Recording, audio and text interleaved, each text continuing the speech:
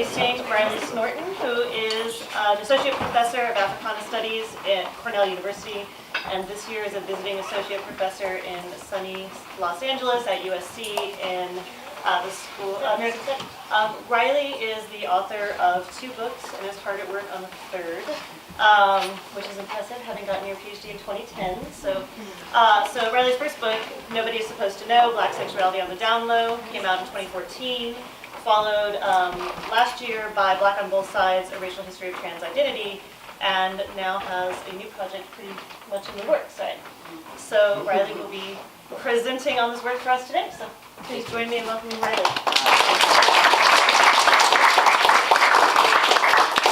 It's really truly been a pleasure to get to know so many folks in the room, to see folks with whom I already have a connection, and I want to just thank everyone for coming out.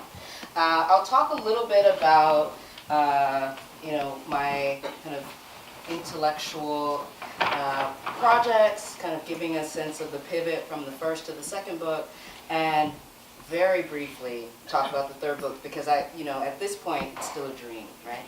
Okay. So let's get things together. All right, so my research explores the relations between and among the signs Black, queer, and trans, historically and contemporarily. I employ Black feminist theory, literary criticism, performance theory, disability studies, media studies, among other fields of inquiry, to address how race/sex/gender undergirds and articulates ways of being and knowing. My interests and theories of embodiment and difference shape my sensibilities across media, in books, edited journals, articles, chapters, popular writings, and public appearances. My first book, Nobody's Supposed to Know, traces the emergence and circulation of the down low, a term which typically refers to Black men who have sex with men and women and do not identify as gay, bisexual, or queer in news and popular culture at the turn of the 21st century. The book reads down low discourses for the relations they produce in the world and offers 2 concepts, the glass closet and ignorance, to make sense of the production and circulation of a figure that is both omnipresent and unidentifiable. So I argue that down low discourses perform a biopolitical function, attenuating and rationalizing surveillance as a cure to a crisis and panic precipitated by increased rates of human immunodeficiency, virus infection, and acquired immune deficiency syndrome, HIV/AIDS, among Black women in particular in the United States. While the glass closet first appears in academic discourse in Eve Sedgwick's Epistemology of the Closet, I rethink the concept in Nobody's Supposed to Know to examine the interplay of forces of racialization and queer and trans representational practices. And I argue that the glass closet as a metaphor and an analytic enables an understanding of the down low and perhaps Black sexuality more generally as subject to speculation and spectacle, hypervisibility, and confinement. My book also attends to how ignorance as a tactic of refusal addresses how down low figures negotiate this biopolitical will to know, often through performances of not knowing. The final chapter on the frequent attachment of trans and queer rumors to Black celebrity served as a launching pad for some of the questions raised in the 2nd book. So while the first book thinks through how speculation inflects representational practices of Black gender and sexuality, Black on Both Sides extends that analysis in a consideration of the transitivities and transversalities of Blackness and transness, by which I'm talking about the mutually constitutive and collateral genealogies between the signs Black and trans, primarily in the US and across the 19th and 20th centuries. So Black on Both Sides takes as its archive an eclectic collection of materials, including late 19th century sexological texts, plantation medical records, fugitive slave narrative, Afro-modernist literary productions, documentary films, and mid-20th century journalistic accounts of Black trans people to demonstrate how race figures prominently in the development of the category of transgender. In viewing the interplay of Blackness and transness as transitive, which in the grammatical sense refers to an expression of an action that requires a direct object to complete its sense of meaning, but also as it refers to the quality of passing into another condition, changeable, changeful, passing away, transient, transitory. This study begins by tracing the circulation of black and trans as associated signs as they are brought into the same frame by the various ways they have been constituted as fungible, which is to say thingified, a la Bill Brown, and interchangeable within the logics of transatlantic exchange. So as the first two chapters explore in greater depth, the fungibility of chattel persons produced a critical context for conceptualizing transness, generating understandings of sex and gender as subject to revision in the arenas of law and medicine. In the third chapter, Reading the Trans in Transatlantic Literature, I bring Horton Spiller's noted essay, Mama's Baby, Papa's Maybe, an American grammar book, to bear on Booker T. Washington's Up From Slavery, W.E.B. Du Bois' The Soul of Black Folks, and James Weldon Johnson's Autobiography of an Ex-Colored Man. We might say that the patriarchal impulses that would structure a desire to be modern as a tenet of manhood rights, this is what Du Bois lays claim to as the kind of project of Afro-modernity, necessitated then a symbolic rearrangement of black women's figurations. And through this process, black modernity would indicate the ways black gender is, as Christina Sharp has articulated, anagrammatical, which is to say, open to rearrangement.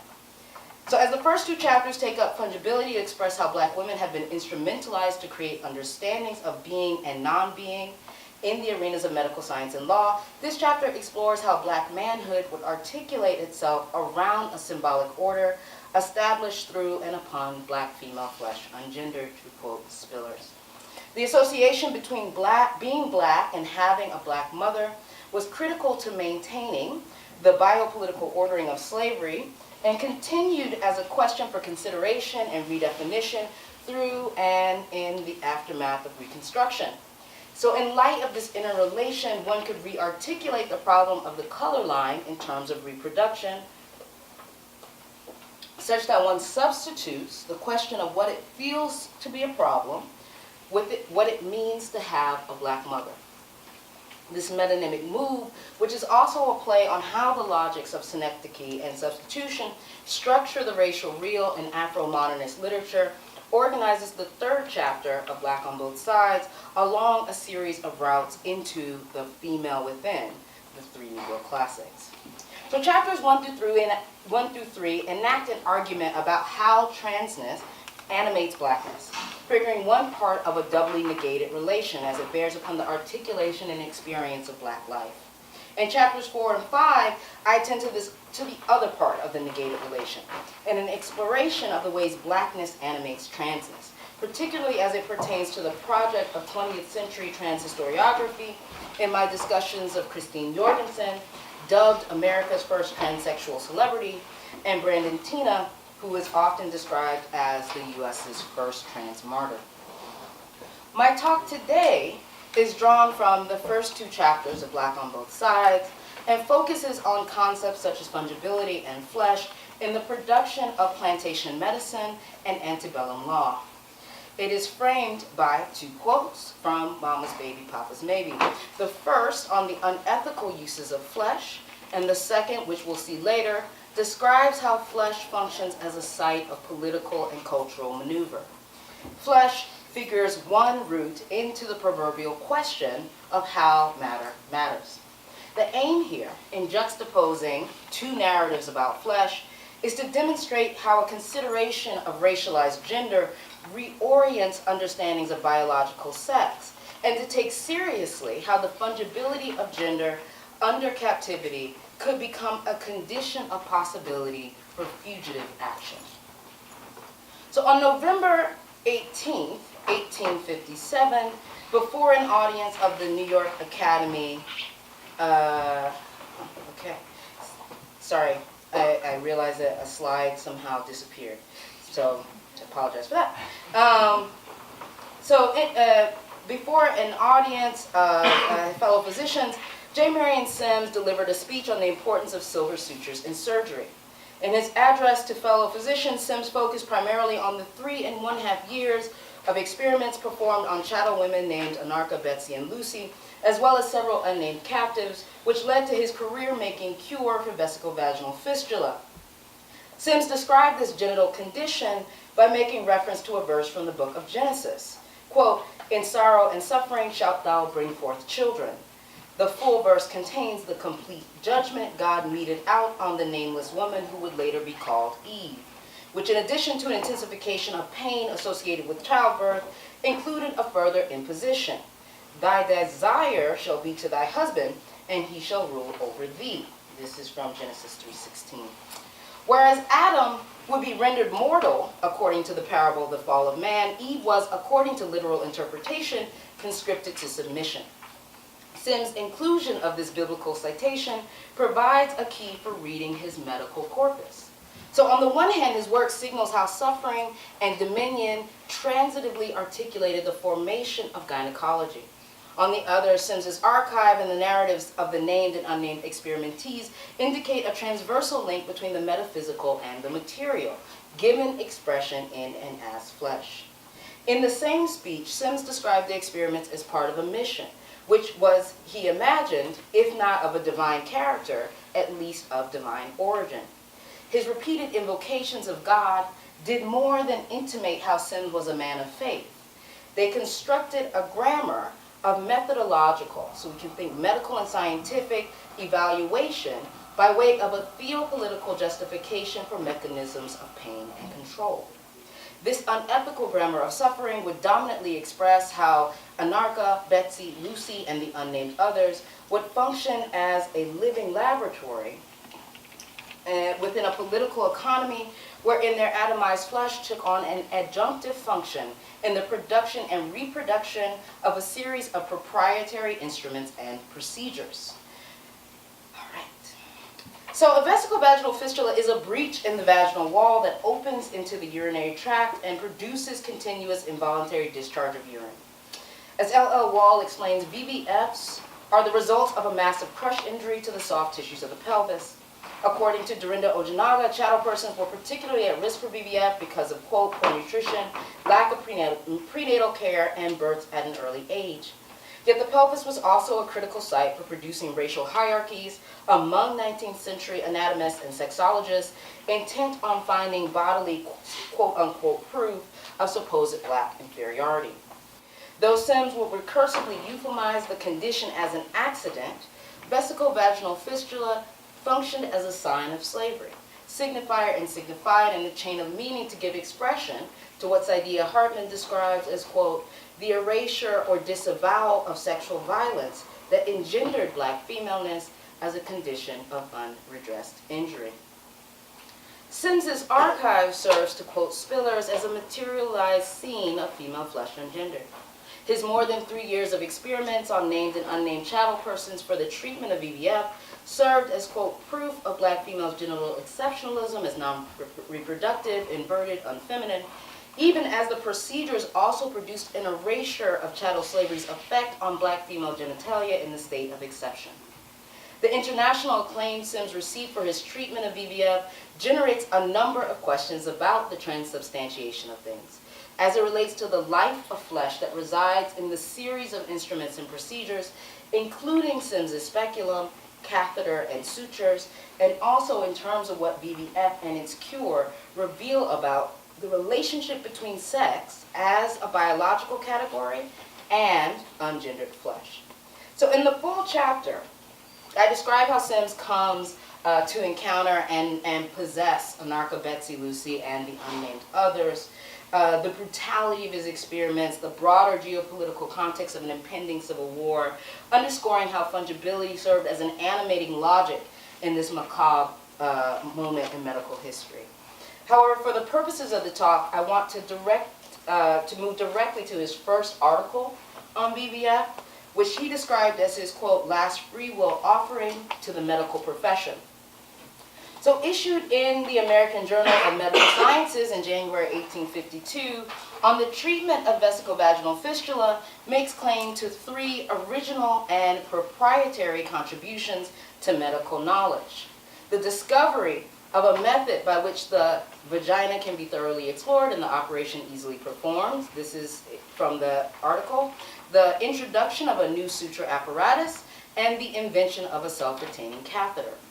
Unlike his previous essays, which included at least brief descriptions of his patients, this article is symptomatically devoid of any identifying characteristics of Anarcha, Betsy, Lucy, or the unnamed others. Sims does include that, quote, at the first, I had 3 cases upon which I operated about 40 times, but failed in every instance to effect a perfect cure, though succeeding as far as to encourage me to persevere, end quote. As a pronouncement that bespeaks a set of subject-object relations, Sims's discussion of personal triumph, determination, and curiosity, qualities that would afford his status in the field of gynecology, works in tandem with the suppression of the conditions in which his knowledge was procured. The focus on proprietary instruments and procedures and the oblique references to his patients, who are also invoked in terms of the peculiarities of individual cases, finds visual reinforcement in the series of 22 woodcuts printed from diagrams Sims drew himself that organize the essay's prose. So behind me are some examples of Sims's woodcuts. So as object lessons, the accompanying images provide a way to understand flesh as an expression of power's polyvalent mobilities, a la Foucault. Here, there are no bodies except tacitly Sims, because his patients were nobodies according to the precepts of law and medicine. The first set of illustration depicts 2 instruments. One is sparsely outlined, which Sims describes as a small, slightly convex spatula designed to supplement the figure on its left, which will be later referred to as Sims's speculum. Of Latin origin, speculum roughly translates as a tool, ulum, for looking, specere, and refers to a surgical instrument used for dilating orifices or a mirror used for scientific purposes. Embellished with texture, Sims's speculum, although composed from German silver, appears to be hewn from the wood from which these images were made. Analogously to contemporaneous printmaking practices, Sims suggests that the speculum should be reproduced with 2 or 3 different sizes so as to be prepared for any case. Each letter, printed along the perimeter of the drawing, corresponds to an instruction about the instrument's design. The lettering not only maps the spatial coordinates of the speculum, but also presents a topological relation between Sims's instrument and the instrumentality of flesh and its capacity for expansion and inspection. It is perhaps unsurprising that an object that expresses the directive to look will perform an instrumental role in the narrative emergence of gynecology in the U.S. Investitures in the visual, in the making of racial slavery, meant organizing life according to who was doing the seeing and who or what was being overseen. In addition, the field of gynecology was developed according to a Manichaean logic, what Maria Lugones refers to as the, quote, dark and light side of the colonial modern gender system, which as, quote, a cognitive production of modernity understood race as gendered and gender as race in particularly differential ways for Europeans/whites and colonized/non-white people. Syl Harris, Sims's biographer, narrates gynecology's emergence in similar terms, suggesting that, quote, in the field of women's diseases, physicians were blind men working in the dark. Just how much in the dark they were is revealed by 19th century woodcuts portraying physicians examining their female patients. So he continues by describing a particular image, which this is not the one that I have for you here, but I will read what he has to say about this other woodcut that captured his imagination. So a picture of a lady on her medical advisor's table shows the patient not only fully clothed, but with hat and gloves thrown in for good measure, while over her rear, from waist to feet, is draped a sheet, beneath which the unseeing physician extends his groping hands, struggling manfully to solve the mystery of her ailments, end quote. So more than anecdotal, this passage exemplifies the instantiating rhetoric of gynecology, in which the coupling of sex and gender occur as a racial arrangement. The reference to the double bind of blindness while working in the dark that characterized the field at its genesis seems to figure the other side of Du Bois's double consciousness, in which the visualizing rhetoric of race, a la the veil, transverses gender's constitution beneath the sheet. Here, Harris's description illustrates how, on the one hand, white femininity is conferred in relation to an unwillingness to view white female genitalia, that is, to look upon white women as flesh. On the other hand, the unrelenting scopic availability that defined blackness within the visual economy of racial slavery becomes a necessary context for producing a field of sex gender knowledge. From this vantage point, one can consider the various ways gender functions as an effect of plantation visuality, wherein captive flesh expressed an ungendered position that defines race as the sine qua non of sex. In this arrangement, gender socially constructs sex, and captive flesh becomes the material and metaphorical ground for unsettling a view of sex and gender as neatly divided according to each term's relationship to medical and scientific knowledge. Elaine Scarry notes how the concepts of body and voice, or in the language of Christian scripture, flesh and word, emerge as, quote, explanatory rubrics and early moments of creating, or when there is some problem in the relation between maker and made thing that carries us back to the original moment of making. So supposing that we think with Scarry and suggest that that problem that she identifies is an ethical one, the woodcut images of Sims's inventions on the treatment of vesicovaginal fistula, although not directly indicating chattel slavery as the necessary condition for VVF's cure, indicate how gynecology materialized a series of subject-object relations according to what Foucault describes as a type of power that can only function thanks to the formation of a knowledge that is both its effect and also a condition of its exercise. The erect form of the instruments and the articles accompanying illustrations, pictured as if they're sitting for a portrait, function as another sign of the, quote, total objectification that produced subjectified objects of flesh. As representations of flesh, the images figure flesh as blackness and abstraction, desubjectified and material, the substance of method and mode. As such, the woodcuts serve as illustrations of the instrumentality of flesh as a first order of instrumentation, and the creation of additional instruments of and for flesh. However, the instrumentality of flesh was never fully subsumed by the logics of racial slavery. As the second part of my talk bears out, fungible flesh also became a site of fugitive maneuver. So published in 1861 under the titles Linda, or Incident in the Life of a Slave Girl, Incidents in the Life of a Slave Girl, written by herself, the text at the titular level reflects the inter-animating antagonisms between the subject, object, and voice of its author. Harriet Jacobs, its narrator and protagonist, Linda Brent, and its editor, Lydia Maria Child. As scholars have noted, Jacobs began to conceptualize her story in book form as early as 1851 or 1852. After an unfruitful attempt to secure Harriet Beecher Stowe, author of a best-selling novel Uncle Tom's Cabin, as her amanuensis, Jacobs began writing her book on her own.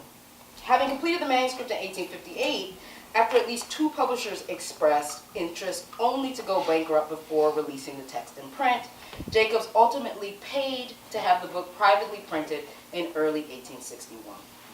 It takes a cross-genre form, having been described as a fugitive narrative that includes elements of sentimental, Gothic, and anti-slavery novel forms that carry particular racial and gender significance for its various audiences, including critics, given that it was the first text of its kind to be published by a Black woman in the United States.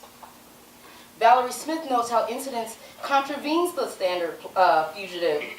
contravenes the plot of the standard fugitive narrative, which, according to the convention up until that point, according to Smith, traced not only the journey from slavery to freedom, but also the journey from slavehood to manhood. Partially through his manipulation of forms, Jacobs' narrative, according to Hazel Carby, also revealed the concept of true womanhood to be an ideology, not a lived set of social relations.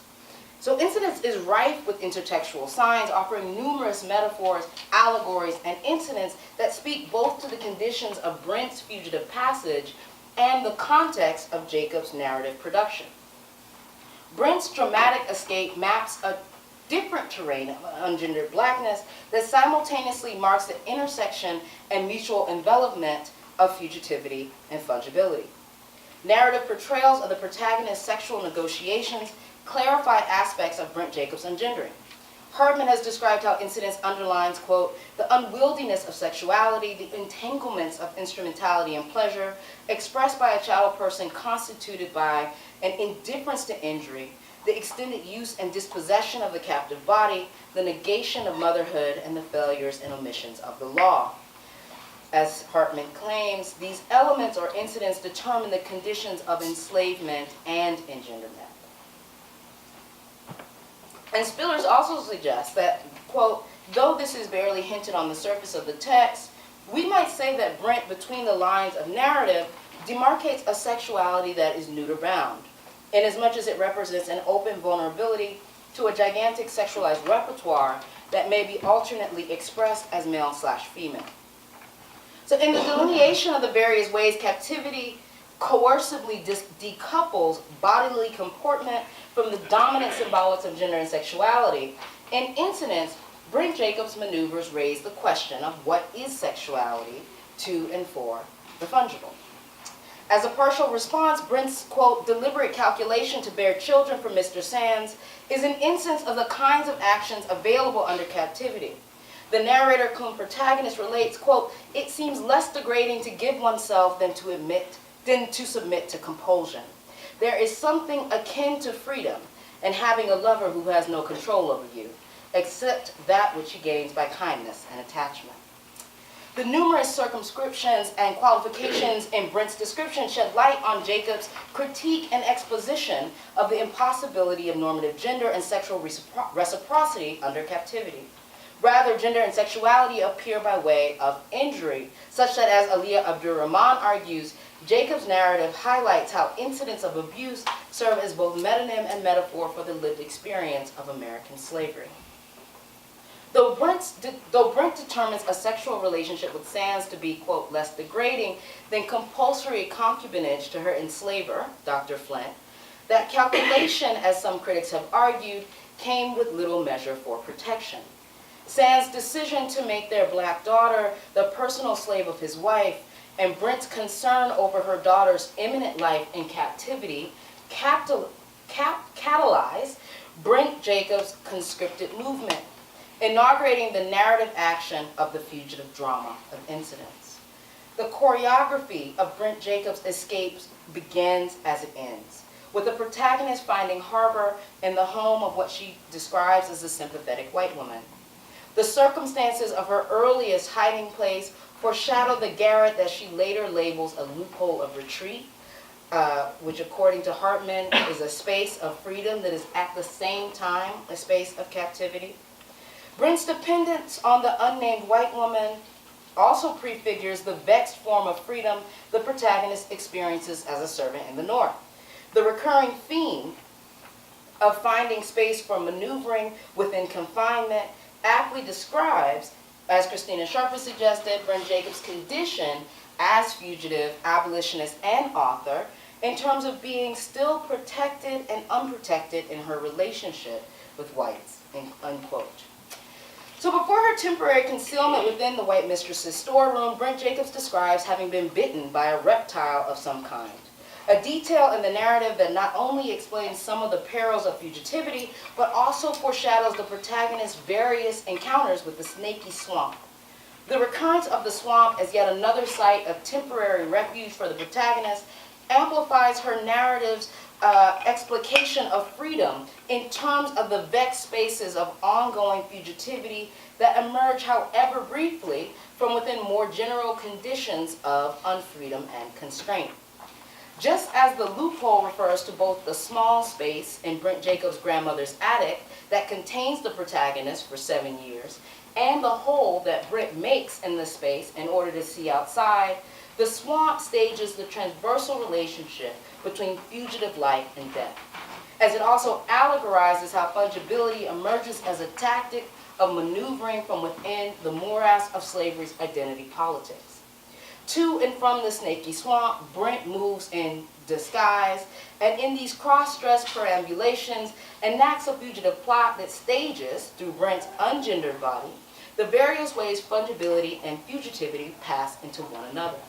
The crossing in form, narrative, and flesh condenses the text's narration of the conditions of captive life as it provides a way to interpret Brent/Jacobs' numerous calculations and incidents in terms of fungible fugitivity. So in the chapter New Perils, readers learn how Betty, an enslaved cook and servant of the sympathetic white mistress, brings Brent a suit of sailor's clothes, jacket, trousers, and tarpaulin hat. Donning her disguise, Brent passes through town twice, describing her return trip in this way. Quote, "I wore my sailor's clothes and had blackened my face with charcoal. I passed several people whom I knew. The father of my children came so near that I brushed against his arm, but he had no idea who it was." Jacobs' use of the transitive verb pass to describe moving through space also portends the intransitive sense of the term, as the scene renders the mechanisms by which gender and racial subversion are assumed. This intransitive passing, as the performance of false identity, reached its peak in usage in print in the mid to late 1800s, coinciding with the initial publication of Jacobs' fugitive narrative, though its particular meaning had emerged in the mid-15th century during the first wave of European colonization. Many of the accounts of cross-gendered escape explicitly articulated themselves as passing narratives, particularly in the case of the Crafts, who from the first printed iteration of their story in 1849 are referred to as a pair of passing figures, one passing as a disabled white gentleman, the other as his servant. As Jacob's scene relates, for fugitive movement, Brent completes her attire of sailor's clothes by blackening her face. Jasmine Cobb suggests that this blackening may have been an anticipatory gesture. When James Norcom, Jacob's enslaver, published a description of her in the 1835 issue of the American Beacon, he presumed that she would be seeking whiteness and dressing as a free woman, not accentuating her blackness, and finding a cross-dressing and ungendered mode for escape.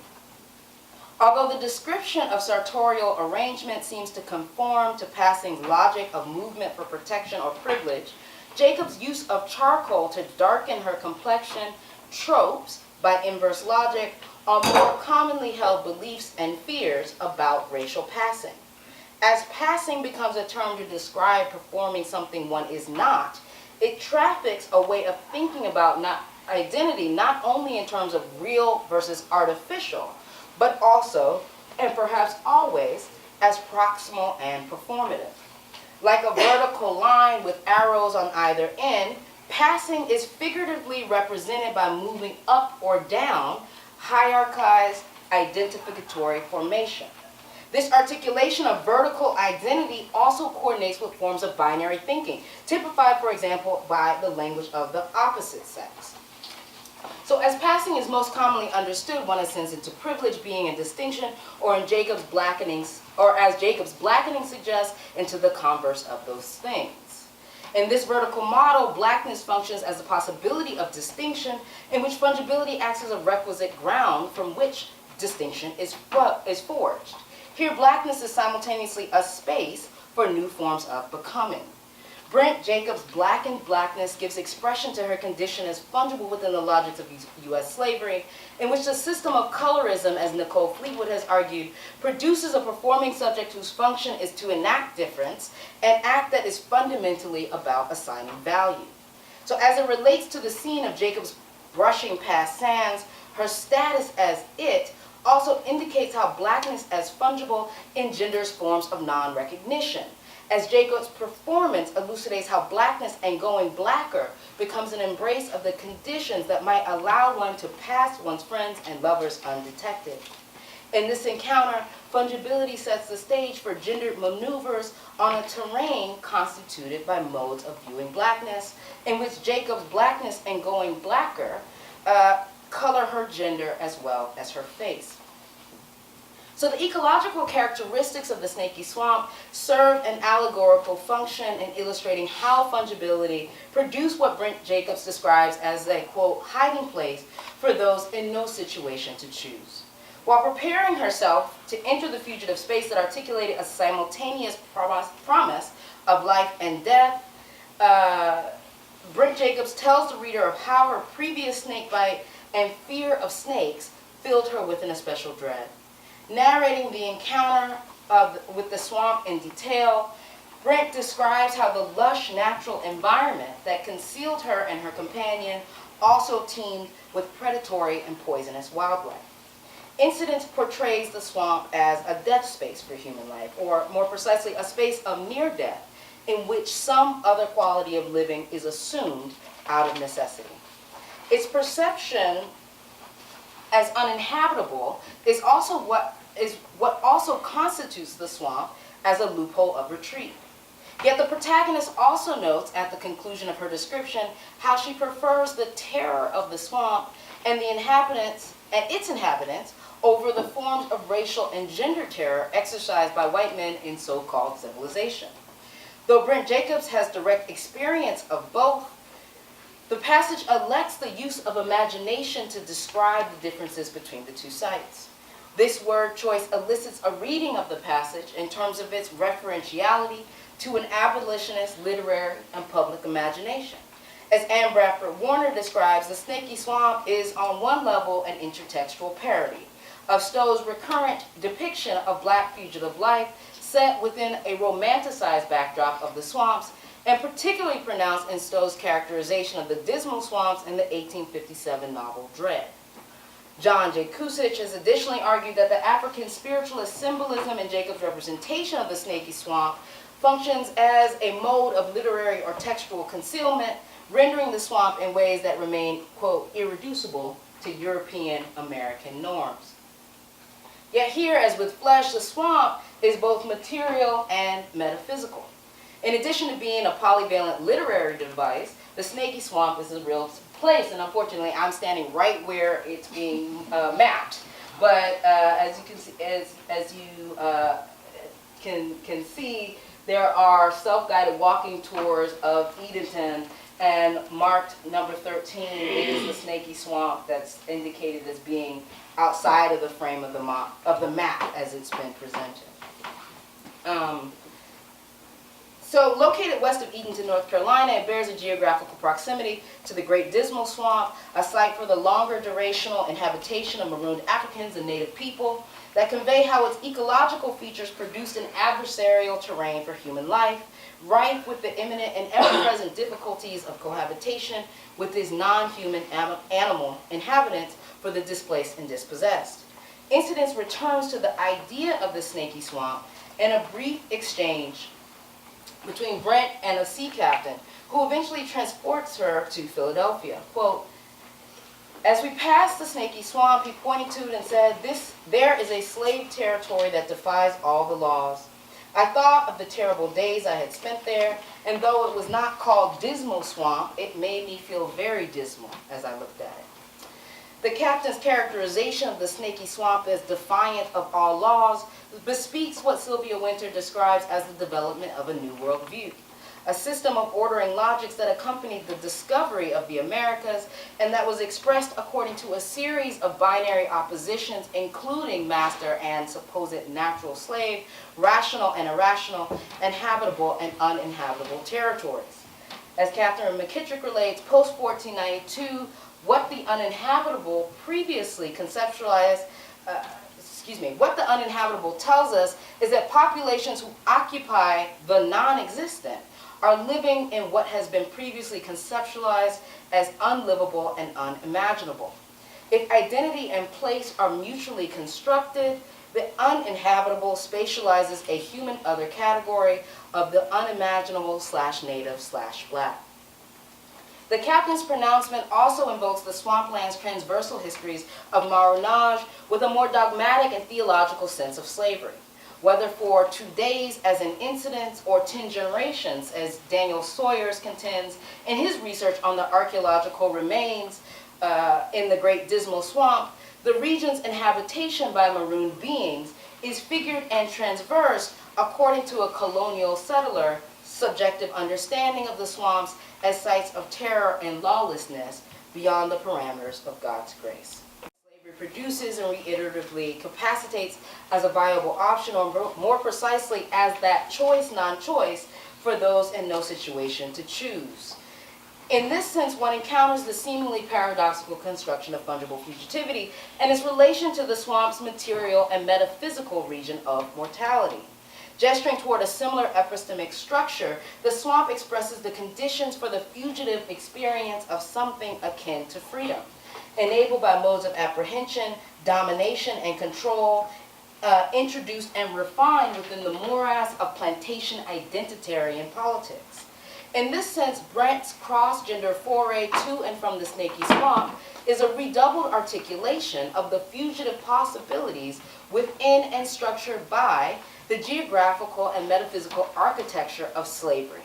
A descent into the mud, a blackening of blackness, the mutability of a body defined as inexhaustibly interchangeable, an inhabitation of the virtually uninhabitable, being within the zone of non-being. The oft-quoted conclusion of incidents in which Brent tells her reader that, quote, my story ends with freedom, not the usual way with marriage, includes a qualifying confession. The dream of my life is not yet realized. I do not sit with my children in a home of my own. The description of freedom, or something akin to it, punctuates the fungible fugitivity that incidents stages, wherein blackness is that, to draw on Spiller's vestibularizing paradigm, that is both within and outside the nation as home, and in which black people find no home but a loophole of retreat in life and within the symbolic of gender. So working on Jacobs has been key for developing questions for the next book-length manuscript. So by way of conclusion, I'm really very nearly done. I'll share just a few thoughts about what's next. Tentatively entitled Mud, Ecologies of Racial Meaning, the project examines the constitutive presence of swamps to racial practices and formations in the Americas. Narratives about swamp people and swamp things punctuate stories of the New World from the maroon communities constituted by formerly enslaved Africans and Native peoples beginning in the early 16th century to the first Asians, Filipinos to arrive in the U.S. who settled in the swamps surrounding modern-day New Orleans in 1763.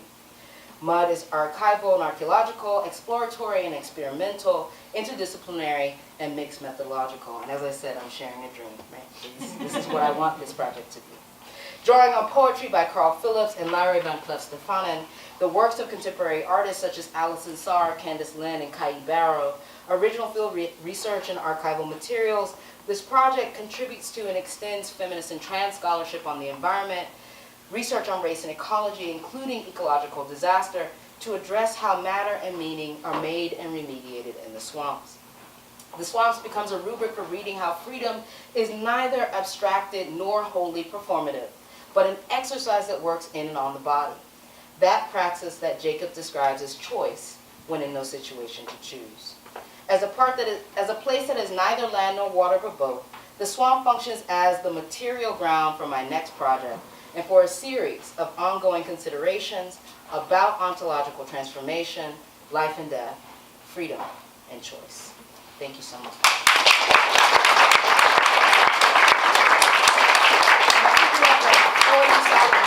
Q&A, which I'm really fantastic. Thrilled. My favorite part. Okay. So I will let you just call on people as they raise their Sounds hands. good.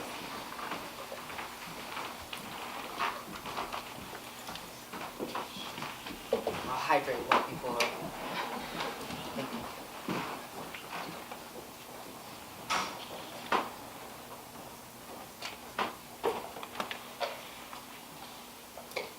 Yes? So, explain the transition that you went from Harriet to Brent again to help people understand what that means about Harriet Jacobs. Right. So Yeah. so Jacobs is operating with a pseudonym of Luna Gray. A pseudonym that's also, in fact, a protagonist of the story itself. So Jacobs is the author, Brent is the protagonist, and I often situate them alongside each other. I call Brent Jacobs, as a way of signaling that this text is in some ways autobiographical, in other ways a whole host of other kinds of literary genres. But I try to hold on to that coupling of author and protagonist in moments where I think we can look at Jacobs as a theorist and Brent as also enacting a set of what I was describing in the talk as fugitive thoughts. Yeah.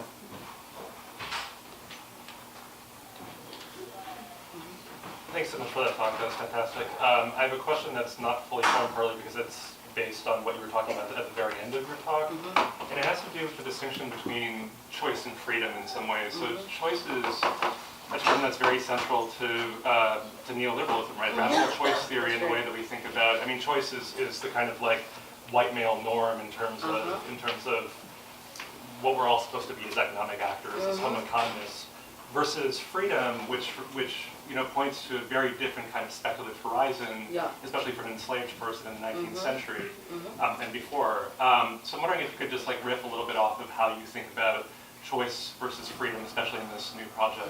Yeah. So I appreciate the question, and I think it really goes between two moments that I remain deeply attached to in Jacobs.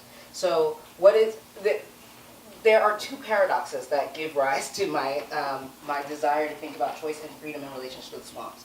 The paradox of choice in no situation to choose, which is not, the kind of idea of the kind of neoliberal paradigm of how choice is supposed to function. And on the other hand, it's this language of something akin to freedom, which I think brings us into a kind of realm outside of making a kind of a major announcement, or not even announcement, but a kind of major definition, right? It's like it's less about thinking, what is a philosophy of freedom, and it's more about having us really attend to the grounded material experience of something akin to freedom that takes place in and on the grounds of the uninhabitable swamp, like imagined to be uninhabitable and yet inhabited, a place that is inhabited, which is the swamp, right? So I guess to kind of talk through the question of like what is choice and what is freedom in that space, I'm actually thinking then about the matter of swamps themselves, that are neither firm ground, nor are they completely taken over by water. They're also, and this is kind of going into the second part of the book, I'm interested in thinking about the ways that they're also not given, right? That they're not even really ones that we can say are manifestly natural sites, but require some modes of cultivation or have also been cultivated away, right? So in terms of, so to kind of come back to your question about choice and freedom, I would simply say that I am trying to work with Jacobs as the theorist for the thinking through of these questions. And as such, the notion of choice, I think that we circumvent some of the kind of immediate assumptions about who is in a position to choose. She's very clearly stating from the onset that there is choice from a position of no choice, and that's the kind of contradiction that I think is useful for thinking through this question, particularly as it bears upon notions of ontological transformation as well. So one of the things that I'm doing is thinking Jacobs alongside like an example that actually appears in 1975 of a person who's avoiding deportation and takes to the swamps and becomes a green swamp monster. And I'm trying to think about Jacobs as also giving us a sense of thinking about the kind of political and experiential stakes of that kind of inhabiting the uninhabitable, choosing and no choice, with no choice. Yeah. Thank you for the what was a great talk. I also have a question about the phrase something akin to freedom. And I think it's a question about what I'm maybe mistakenly, but like sort of recognizing as a pattern in Black studies. There seems to be like, in the like sort of investigation of the terms of freedom, this turn toward these sort of interest in these conditional states, fugitivity, retreat, aversion, something akin to freedom, lateral agency, so on and so forth. And so I'm wondering what you think is compelling that sort of renewed interest in these states, like what maybe like in the contemporary moment compels that sort of new interest in something like fugitivity or something like retreat, aversion, because I think, I would argue that maybe 20 years ago there was an interest in like resistance and agency in like a way that's different from an interest in fugitivity and retreat. So maybe what for you compels that interest in that?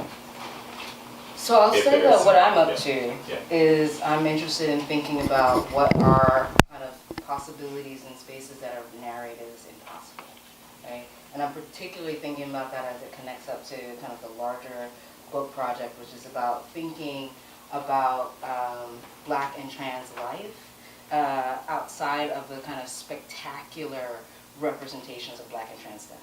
And so for me, looking at spaces of supposed impossibility, of whether we can think about them as loopholes of retreat, right, these spaces of confinement, but where life is still present, right? So for me, it's about a kind of,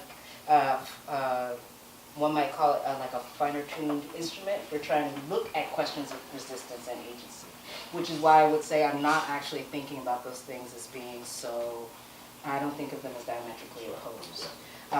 And, I also, I think that there's another kind of question that I hear in your question, which also has to do with, resistance and agency in relation to what, right? To like, as it relates to like institutions or nations. And so then thinking about loopholes of retreat or fugitivity as like,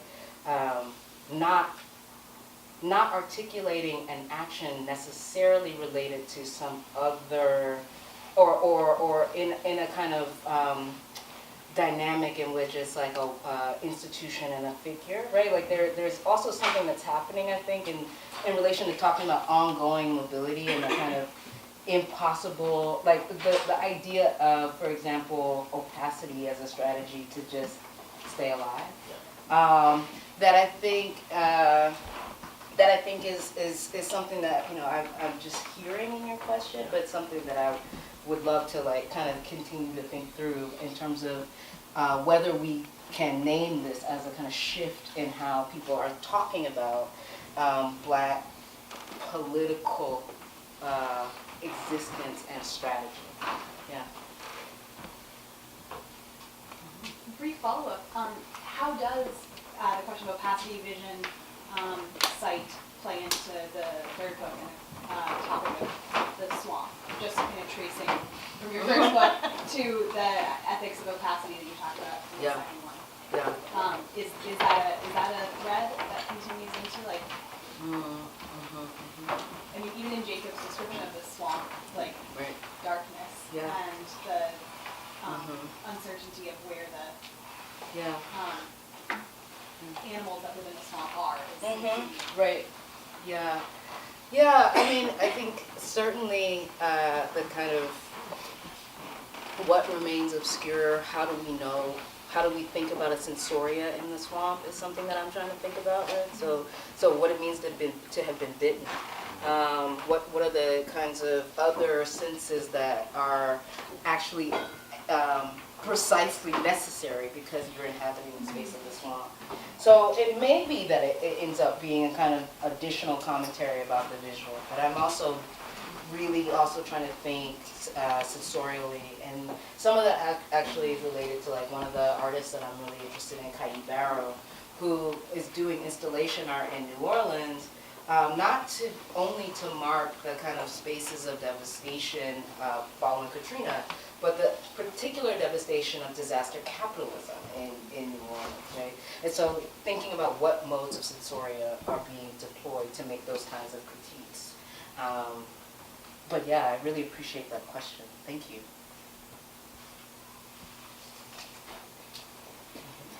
So one thing that I think you do that's really interesting in Black on Both Sides is you actually start to compile this like archive that complicates the kind of narrative of Christine Jorgensen.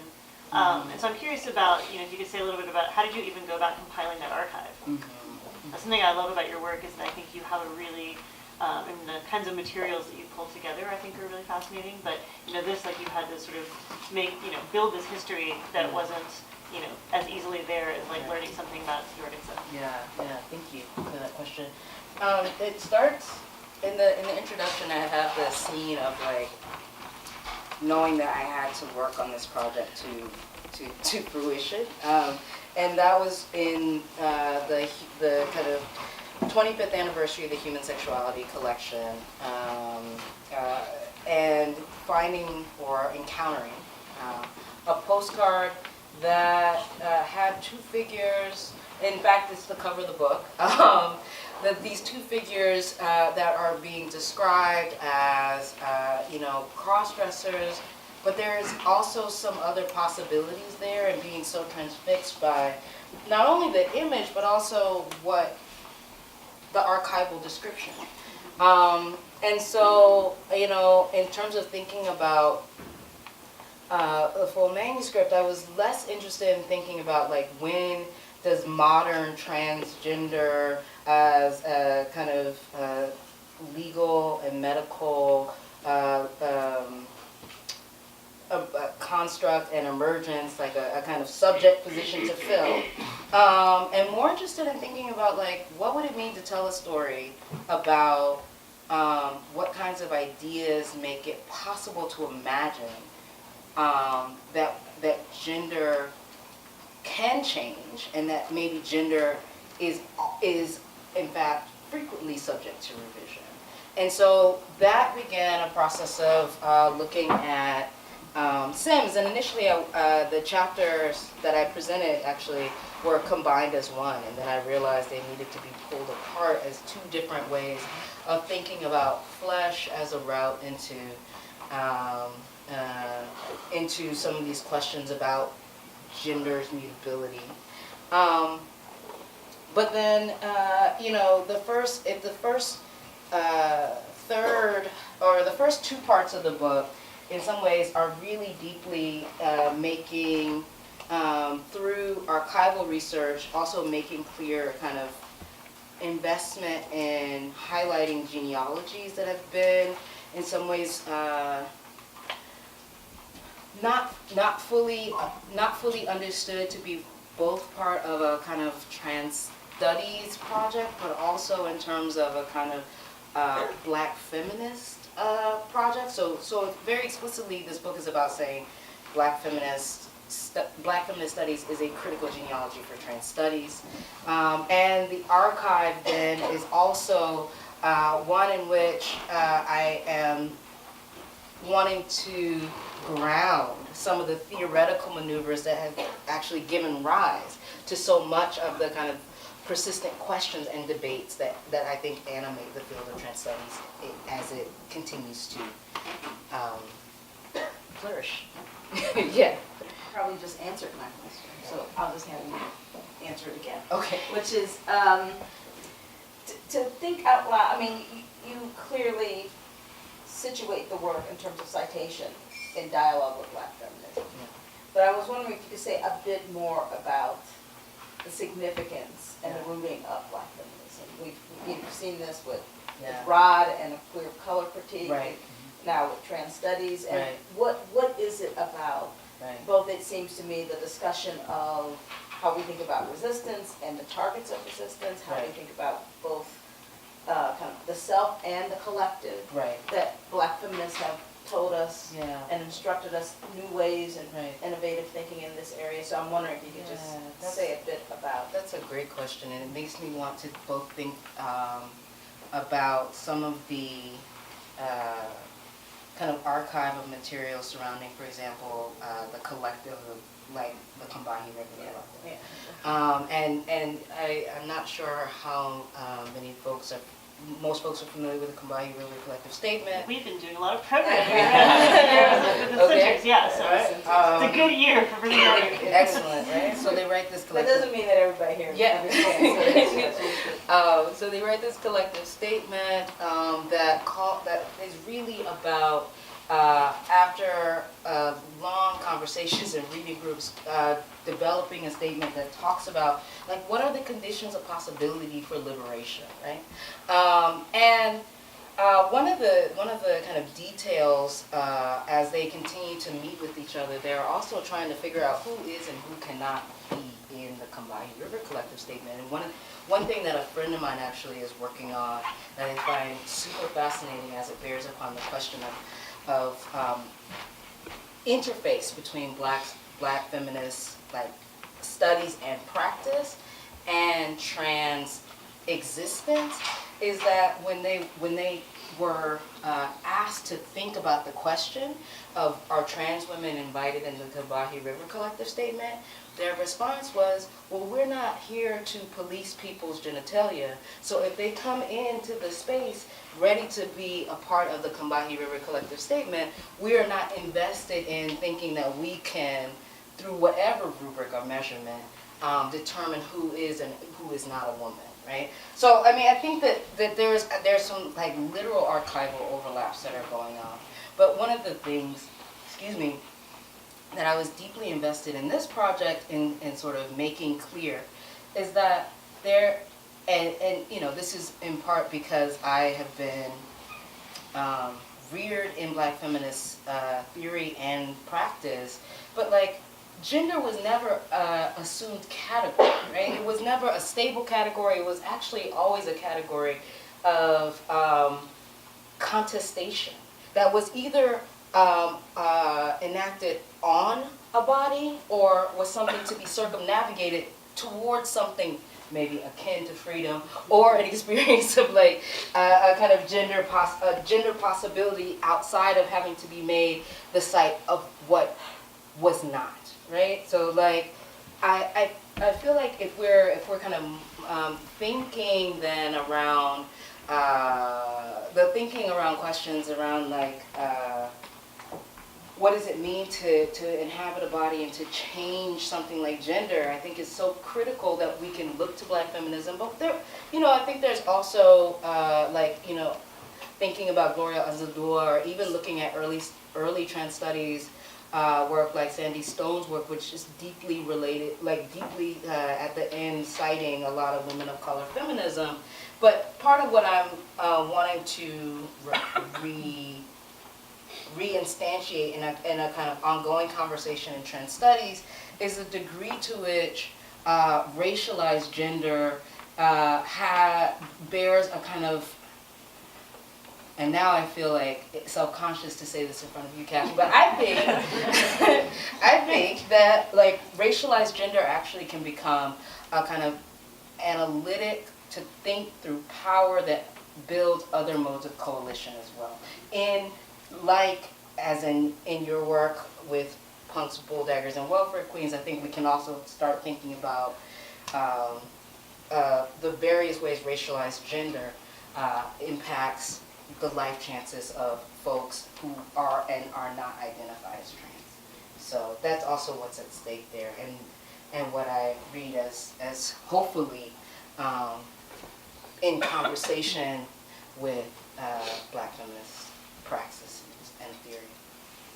Do you want to? I do want to ask Yep. a quick thought, but I know there are other people. No. Go ahead. I mean, Okay. Sure. I'll come. I feel like it's a follow-up. just a quick question. No. I think that's all right. But can you? What is the black feminist? You know, like. Okay. Tell us the difference between identity, self, politics, and ideology. Well, I mean, in 3 words or less, right now. I mean, and this is the struggle in thinking about kind of a kind of radical liberatory trans politics versus trans studies, which Right. can which is the Right. different.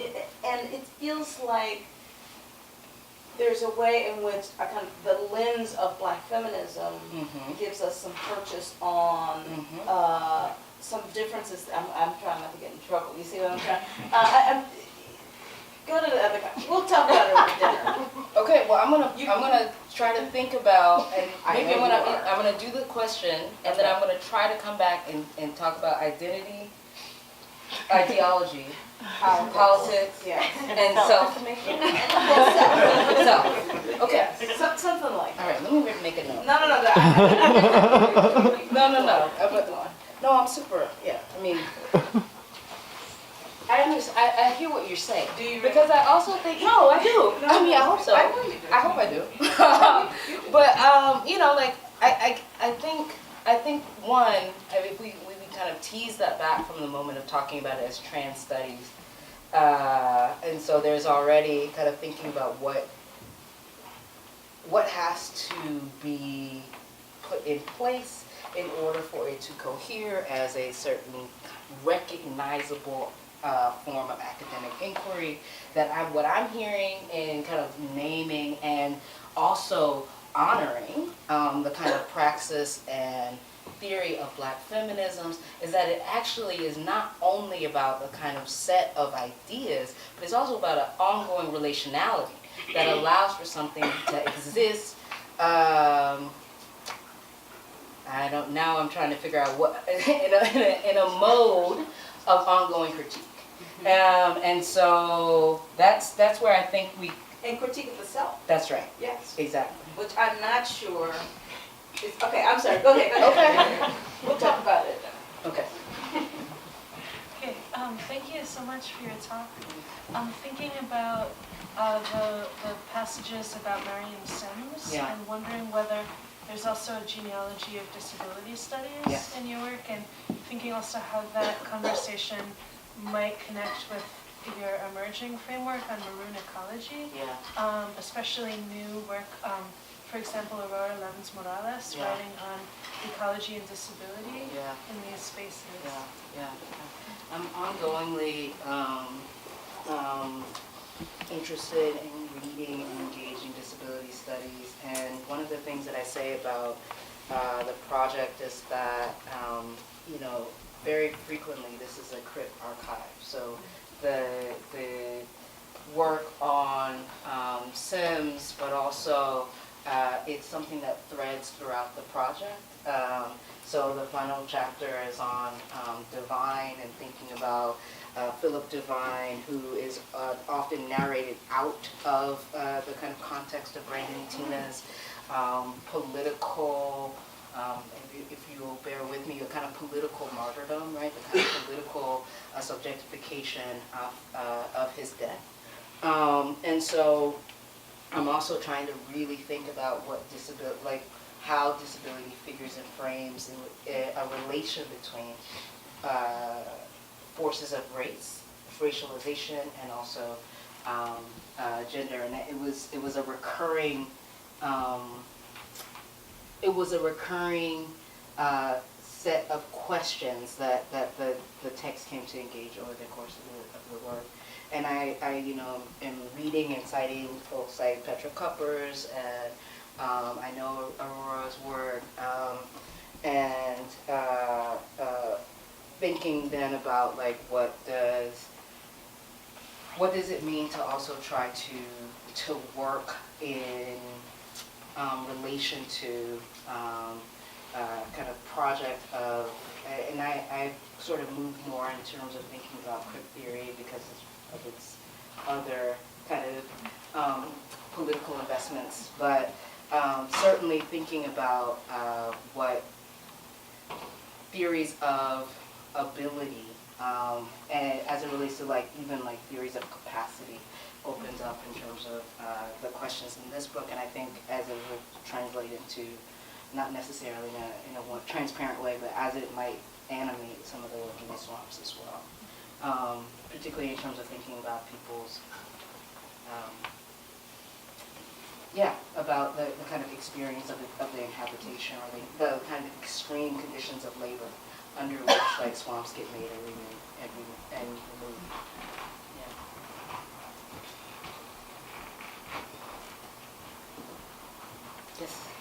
you so much for this talk. You're gonna have a book sale. Okay. Coming from me. Oh, Yeah, okay. it says that Got it. Thank I'm you. really excited Thank to you. read your work, and archive sounds amazing. And so I'm sitting here as also a historian of popular culture, cinema studies, and I'm thinking about how your work here on medical history connects to, say, a transatlantic or how do you ever go across the ocean to think about this? Because I don't know the whole corpus. And I'm thinking here about these, comparative anatomies, right, that emerge in the late 18th, early 19th century. Yeah. Thinking a lot about Sarah Bartman, Yeah.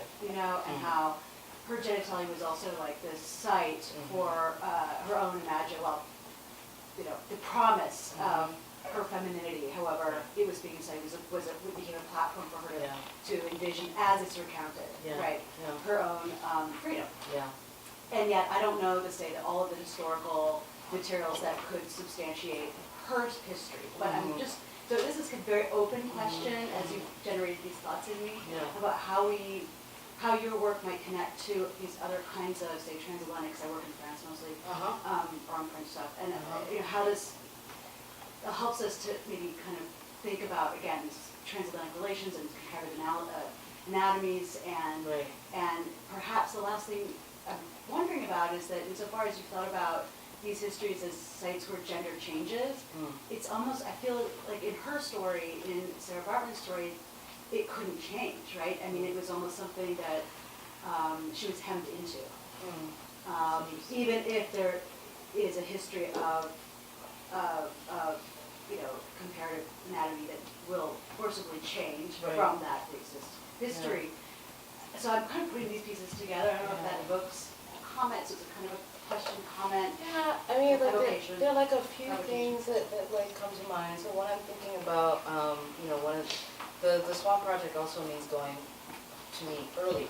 So I'm going earlier, which accounts for some of the distinction between talking about Bartman and talking about some of the examples that I brought up.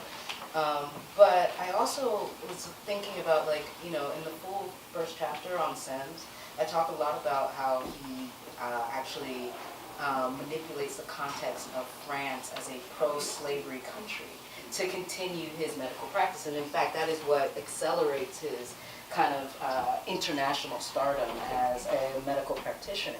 So I'm certainly thinking about a host of different kinds of transatlantic exchange, although the image itself on the cover of the book is French. But I'm, I think that there are like two areas that your question is raising for me. One about, like, what is my relationship to the temporality of these things, and certainly I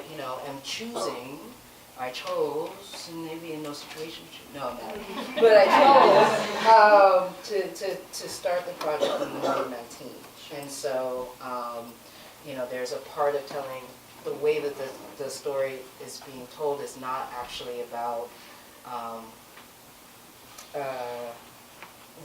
sticking to the U.S. only. In fact, frequently in the chapter, including the Harry Jacobs, there's more in the Harry Jacobs story where Jacobs goes to England, the Crafts. I talk a lot about their European travels, and eventually William Crafts travels to West Africa. So I'm following the figures and letting them tell me where we're going spatially. It also just a quick follow-up is this idea that the swamp as a figure, right? Just as you're also, it sounds to me in your work, are you thinking about that other figures for so maybe I'm also just ruminating here then on what figure would tie, say, temporally speaking, and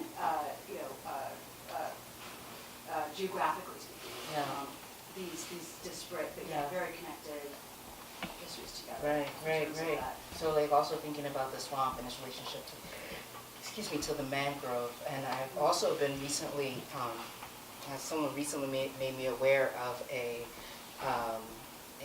what they call a hidden coordinate of Black geography, which is in Mexico. There's a swamp that only appears as a swamp every 3 years, and I'm like,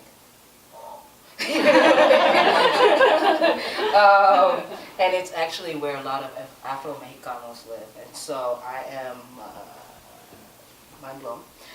And as I continue to develop like the kind of sites for this new project, you know, it is really about thinking across the Americas, and yet I've always thought about blackness as not being kind of bounded in a kind of traditional way to the nation state. So I'm always kind of thinking about what other forces or what other spatial inhabitations are going to take root in these There's stories. also a swamp in Mexico that becomes phosphorescent.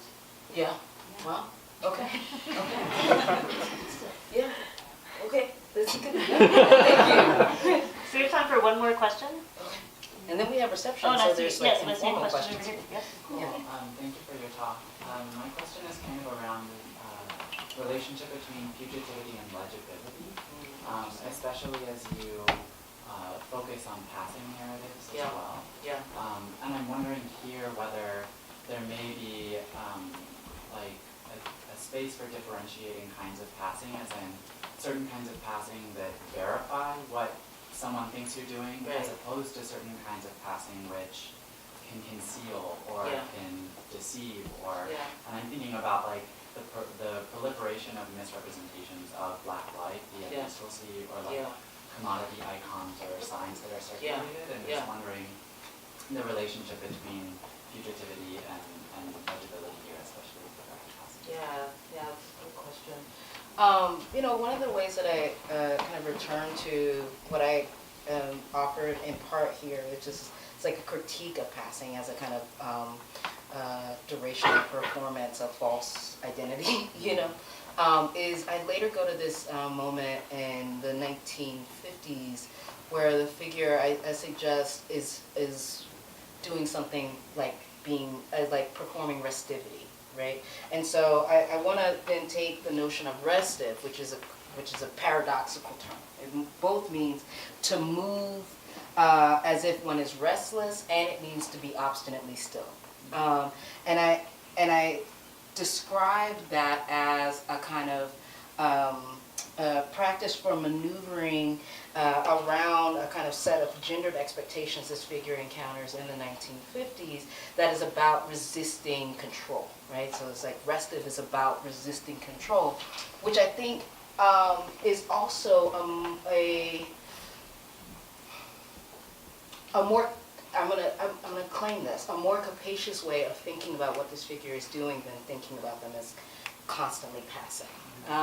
Because part of what I'm interested in trying to think through, and I'm going to attend to the part about legibility as well, but part of what I'm trying to think through is like, what if like part of what we can do as scholars is not think that we can intimate what their intention is, right? And I know that that's like, you know, like not a part of the question as you framed it, but part of my desire for trying to offer alternative ways of thinking about passing is to suggest that the performance itself can also be rendered opaquely, right? So pointing to that which is not. Now, in terms of the kind of legibility, I think we completely agree that there are some modes of performance that are about preserving modes of opacity. Especially as it bears upon the chapter that I was presenting from, part of my concern was really the ways that, you know, we could see the frequency of cross-gender practices in fugitive slave narratives that were often, I think that to call them passing was a depoliticizing move. And so I wanted to like open up a different kind of political valence for understanding what these maneuvers might look like. Yeah.